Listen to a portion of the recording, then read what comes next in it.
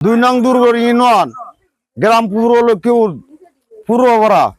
এই কালের জন্য আমরা কোনো অটো কোনো টলি টালা নিতে পারি না, বন্ধ মেশিন নিতে পারি না, যাতায়াত করতে পারি না, বন্ধের ধান উঠাইতে পারি না। কৃষকরা অনেক কষ্টে আছে এই কালের কারণে।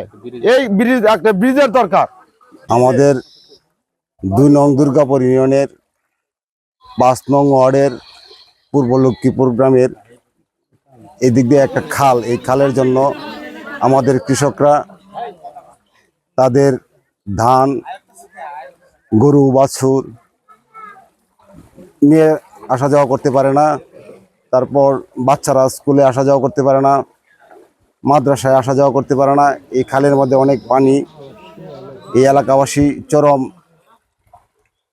কষ্টের শিকার হচ্ছে।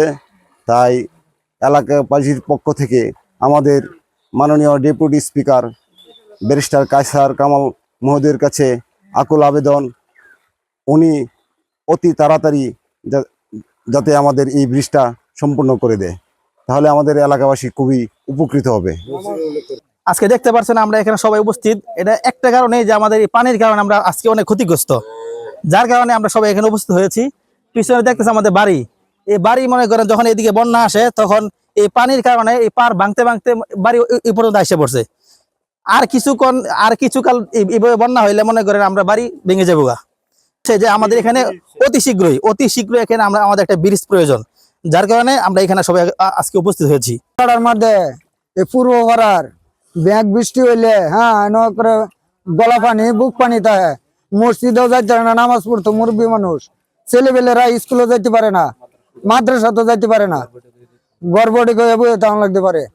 কিন্তু একটা অটো চলে না, বন্ধতে আমরা ধান এই খালে লেগে আনতে পারি না ঠিক মতনে। ছেলে মেয়ে এদিকে স্কুলে লেখাপড়া করতে হইতে পারে না, মাদ্রাসা যাইতে পারে না, কিন্তু গরু বাছুর নিয়ে দিলে মানুষের অনেক কষ্ট হয়।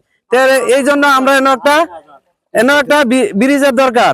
আমি কায়সার কামালের দৃষ্টি আকর্ষণ করতে পারছি, আমাদের এনে একটা খুব ব্রিজের দরকার।